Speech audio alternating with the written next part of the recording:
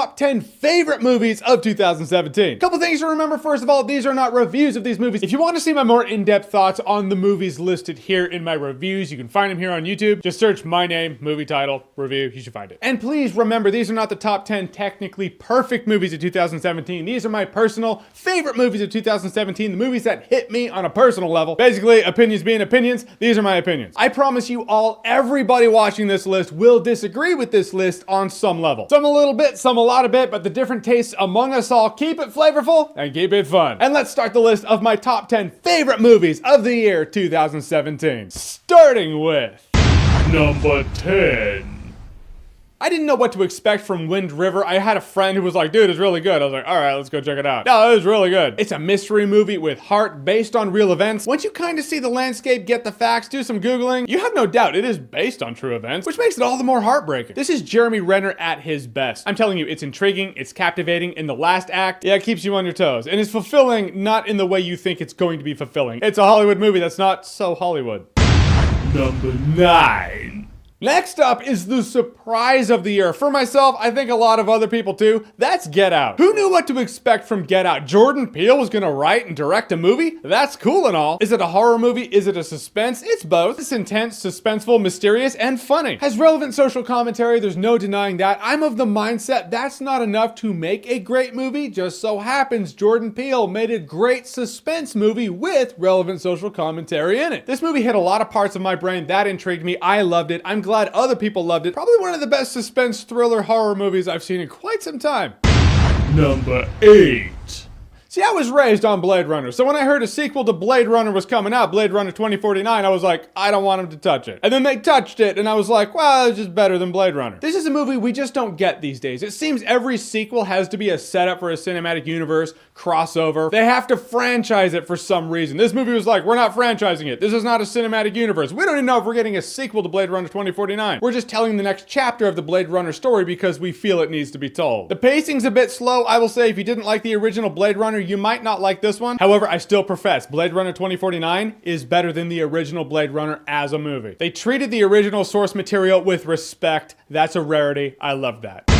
Number 7.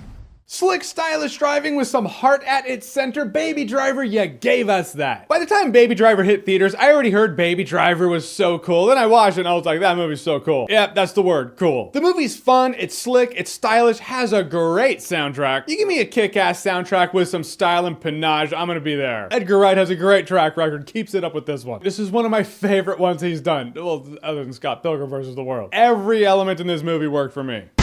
Number 6.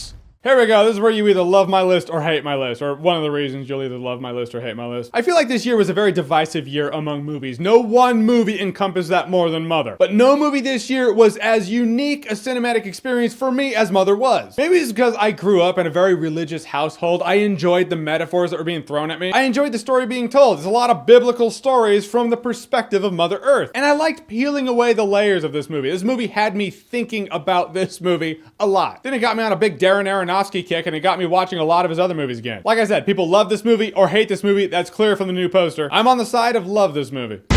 Number 5. You know what I wanted this year? Well, there are a few things I wanted this year, but one of the things I wanted this year was a solid conclusion to a Planet of the Apes trilogy. And Caesar gave us that. War for the Planet of the Apes. Granted, there's no real war. They gotta work on the marketing for that one, but the character piece that it is was great because I'm so invested in Caesar by now. A few years of my life have been spent caring about this ape. No, person. He probably considers that an insult. Caesar gets put through the ringer on this one. This was a great conclusion to a trilogy. One of the better and more fulfilling cinematic trilogies out there from start to finish. Number 4. We all have our heroes. Mine was always that kid. Spider-Man Homecoming, a proper Spider-Man movie. The first proper Spider-Man movie I have had since Spider-Man 2 by Sam Raimi. We got but a taste of Tom Holland as Spider-Man in Captain America Civil War. People loved him. I loved him. But was it gonna hold up for a whole movie? Was he gonna hold up for a whole movie? Yep. Tom Holland is absolutely, positively Spider-Man. He's what I personally remember about Spider-Man. There are different brackets of Spider-Man fans out there. Some remember him like this. Some remember him like this. I remember him like this. It takes the Spider-Man lessons that you've heard before before, but kind of reskins them and repackages them, redistributes them in a way that feels different. It's not the origin of Spider-Man's powers, it's the origin of Spider-Man the hero. Spider-Man was given CPR and Spider-Man lives. Number 3. There are some remakes that shouldn't be touched. There are other remakes where it's like, yeah, it could probably benefit for having a bit of a facelift brought into modern day. Not made for TV like It. It wasn't really a horror movie. It was, but really it was a good character piece. It was creepy at times. All of the young actors in this movie, they are awesome. Bill Skarsgård as Pennywise, again, was amazing. Until old age takes you back to the weeds. What a creepy little shithead. The Goonies or Stand By Me meets Nightmare on Elm Street, best way I could describe it. And a proper Stephen King adaptation. Number 2. Guys, I feel like I've committed a transgression in life. I still have not seen The Room, but I have seen and loved The Disaster Artist. I thought this movie was going to be kind of a spoof piece, and that was it. I had no idea this movie was going to be as deep as it was. I didn't know it was going to have as much heart as it did. This movie really fired on all cylinders. It was funny, it was dramatic, it was heartbreaking at times, because it really humanized this guy who had been a joke for so long. And I profess and swear to you, you do not have to have seen The Room to love The Disaster Artist. I am living proof of that. I'll see The Room soonish though, one day I swear. Number 1. And here it is, folks, number 1. What is it? What could it be? My favorite movie of 2017 came to us early in the year. I was waiting for it to be beat. Never got beat from me. Logan! I loved Logan. We knew from the trailer Logan was going to be something different for us. Something that hit us to our core. But we've seen that stuff before. We've had trailers lie to us before. Not this time, folks. Logan delivered on everything. This is the best I've ever seen Hugh Jackman in the role of Logan. This is the best I've ever seen Patrick Stewart in a long time. And the girl who played X-23, Laura, she was actually, what's her name? To not say it is disrespect. Daphne Keane. Daphne Keane, if you're watching, you are fucking awesome. This movie was tragic, but also gives you what you want to see in a Wolverine movie, which is Wolverine really tearing shit through people. But it doesn't concentrate on that. It doesn't use that as the crux of the story. This is an emotional story. It's a father-daughter story about a daughter who never had a father and a father who never had a daughter. And a father who had a father figure named Charles Xavier who is also damaged at this point. There's one part in the movie where it kind of slows down for me, then it picks right back up. Rarely do I get a movie that I'm looking forward to that delivers this much. For a character that I've loved so much for 17 years, Hugh Jackman is Logan. This is the perfect send-off for him in this role. Unless he's in a Deadpool movie, in which case I'm fine with that too. And that is why Logan was my favorite movie of the year when I saw it and remained my favorite movie of 2017. So that's it. That's my list. Those are my top 10 favorite movies of 2017. There were a lot of movies that came out this year. I was like,